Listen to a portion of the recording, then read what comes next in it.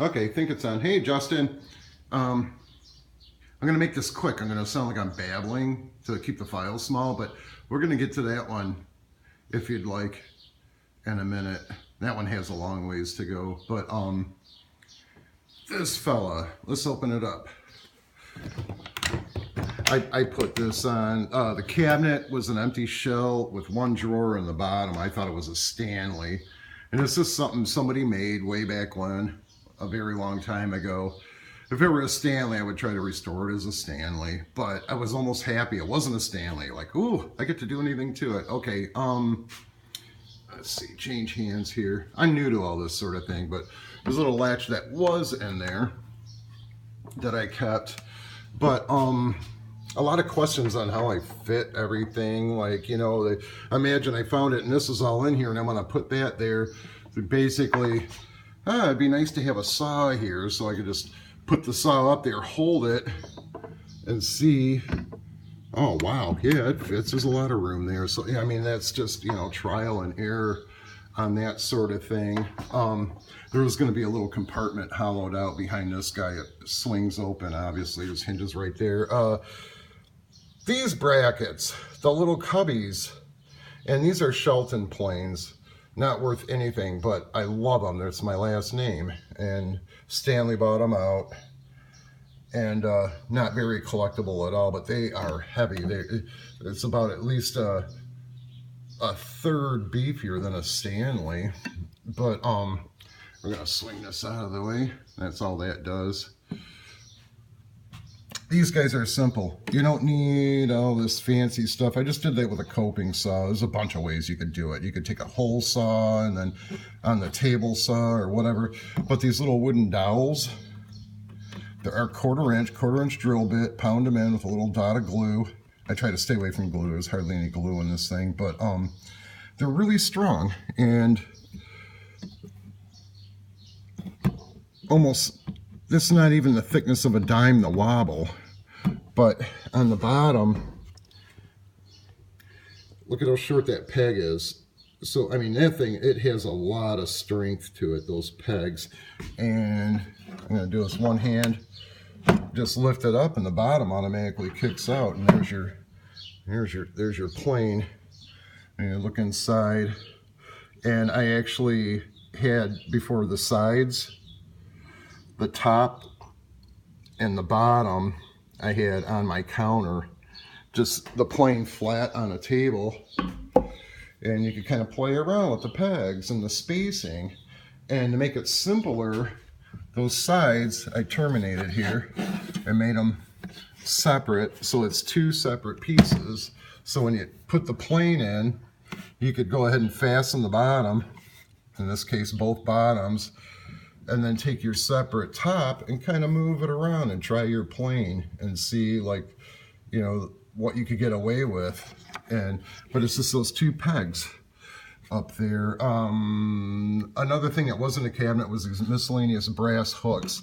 That's as simple as it gets. So I reused some of the hooks that were in the cabinet, and my little chisel plane mounts the same way. A lot of stuff is really, really secure, but comes down really easy. I'm going to try to pull the camera back here. Like this guy just, whoops, drop it down, lift it out. I mail it. I made this 6 months ago, the night my daughter was born. I couldn't sleep, and I just really wanted to mail it. And it's a piece of maple I had and some other crap. I don't have a wood lathe. I have a machinist lathe. So that was kind of weird. There's a lot of stuff to go in here yet, and just kind of working it out as I figure it out. This rack was supposed to pull out. It doesn't need to. It swings out and it's right at my table anyway. So I was going to make it a pull-out rack that you could take to the table, and then it's just in your way. So this is one of the hooks that were in there. I kind of bent it tighter and wire nipped it, and this guy trying to, my hand's moving drunk because I'm looking at it through the telephone. I'm not used to moving like that, but it just lifts out. This guy, this one hook here, and then this just rests there, and it's amazingly like in there. But at the same time, you just lift it right out and your brace is ready to go and experiment. I mean, you know, if that didn't work out, I could add another hook or throw that one in the tray. Just a little tiny little piece of scrap wood. Most of this wood, a friend was doing stair treads and was throwing the wood away, just the scrap pieces, and got about a 40-pound box of it. But if you do like brackets, like, oh, I made a bracket, this will probably move. It looks awkward there, and it's jogged to the side because when this closes, it's that close. But let's look at this guy. This fella here, this is for my sharpening stone box, and my son, he's 3. When he gets this someday, he'll see, what the hell's that screw down in there? Pick it up, and there's a little hidden compartment about the size of a pencil box. I'll put my little coin collection and $2 bills, let them discover them. But these guys, they just pull right out. They're really surprisingly secure, just 1/4-inch dowels. But I did have to notch. I didn't have to, but I took one of the carving chisels and notched each one, and it took away any rattling or whatnot. But this whole rack pulls out. There's a little lever down here, like that. It releases the bottom. There's hangers up here, and then this one that allows it to open anyway. But now the whole rack could come off, and I can take it with me or wherever I need to go, and it'll freestand. There's enough of a footprint here that'll actually stand right up. But this guy swings out. A couple things.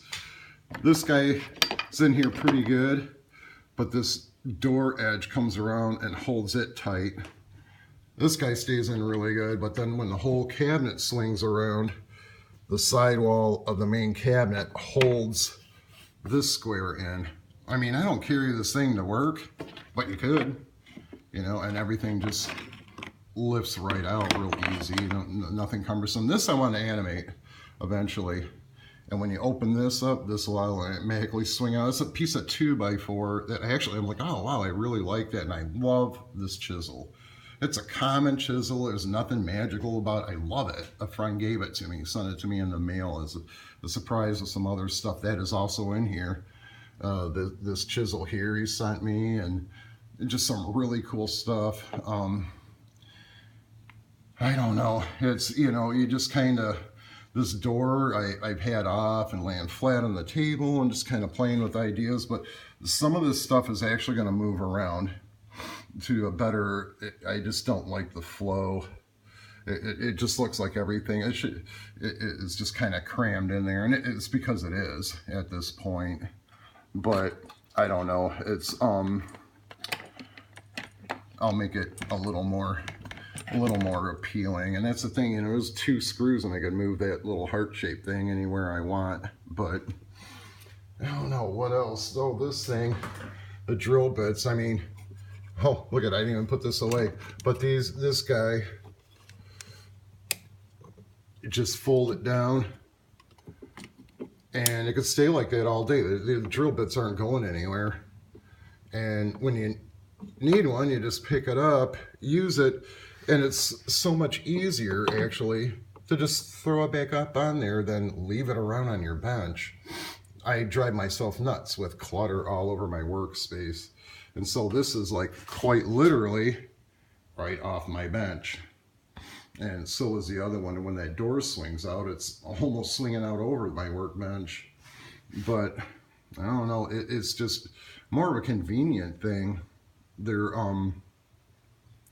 just really convenient to have your stuff in storage, but easy access. You just walk up here and you can see what numbers each are if you put them away that way. 11, 12, 13, you know, and then it's 3/4 inch and a 1 inch, and you just grab it. You don't even have to stamp it into the wood. I mean, it's right there on the drill bits. Excuse me, I'm a little sinusy today, but it has a ways to go. But anyways, hopefully this is short enough to sound. I'm going to try it.